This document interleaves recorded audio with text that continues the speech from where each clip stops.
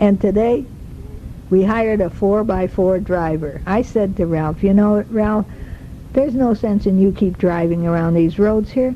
You never get to see anything. I'm the only one that gets to see anything. So I says, we're going to hire a driver. So we hired the driver. Now there was 8 of us and the driver. And we went. We met him at 8:30, and we got back at 4:30, so that was a long day.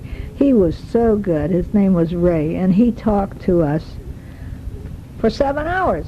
He's talking, and he brought the lunch, and we had the lunch up there. We went on the back roads up into the mountains, into Waimea Canyon, and oh, God, we went off the road where there was nothing but ruts. And then here we are in this 4x4, you know, and it's not a small van, you know, the 2 tires in front and 2 in back, but there's quite a stretch between, you know, it's not like your car.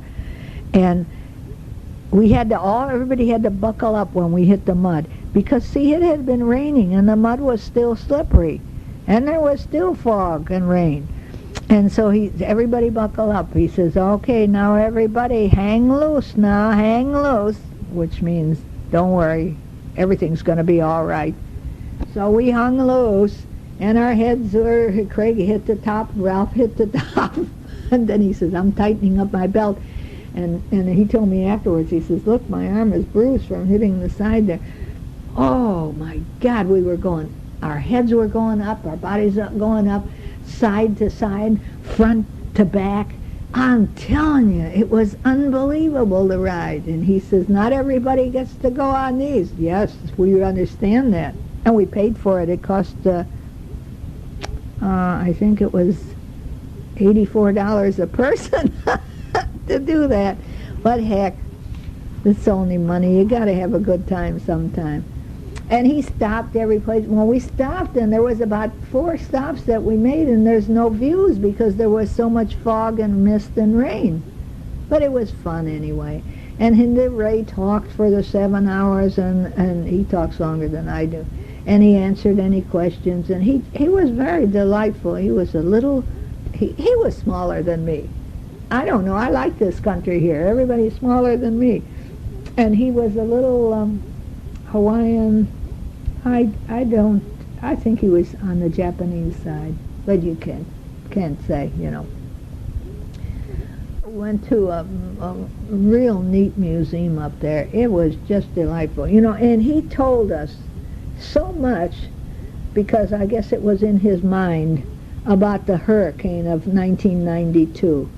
And he showed us the destruction. You know, when that hurricane hit, they lost so many trees because the wind just whipped the branches and whipped off all the leaves and all the branches and left stubs there. And it's just terrible. And of course, when it happened around people's houses, they took care of that. But you know, you've got wilderness areas there where you can look out on a vista and see that, and see nothing but this barren trees there. It's like you'd think that a fire roared through there or something like that, but it's not that. So he did that, and then we, like I said, we went to this museum, and they had a movie of the hurricane of 1992, and they showed us the movies from people that took movies, you know, local peoples that took movies, and you'd hear them hollering and yelling. And the one guy that took a few slides there that we saw, gosh, he was all like, yay, look at that, you know. And here, I mean, he should be horror struck, and he was all uptight. The adrenaline must have been flowing out of his ears. But anyway, we saw all of that. God, that was so interesting. And he showed us the houses.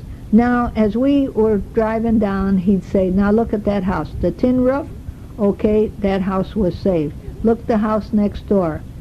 Shingled roof, that's new. The house was not saved. Or maybe only the roof went off and they had to re-shingle. He said the insurance company demonstrated that and they demanded that the new houses or the roofs that went up on any house had to be shingles, because the tin roofs caused so much destruction. When that tin, we could see it flying through the air, hitting telephone poles, and anything that it just wrapped around cars. Any place that it couldn't fly anymore, it was like it was wrapped around the thing, you know. Oh, it was terrible. And the people were in hotels, and they were there, and what happened, somehow something happened, and the water sprinkler system went on. Not only all the hurricane and that, the water sprinkler went on, never stopped, and the walls in the hotels 6 floors up were collapsing onto the 5th, and then onto the 4th, and then onto that, and coming down. And I saw people in the hotel all laying there on their pillows and blankets and clothes and whatever, you know. But geez, over their heads were these huge hotel chandeliers. Well, you get a chandelier like that, and if you got rain coming down from the floors above you, I would never lay my body and go to sleep underneath those things. But they were. That's the first thing I saw, and I thought, oh, God, get away from that. When that falls down, there won't be nothing left of you.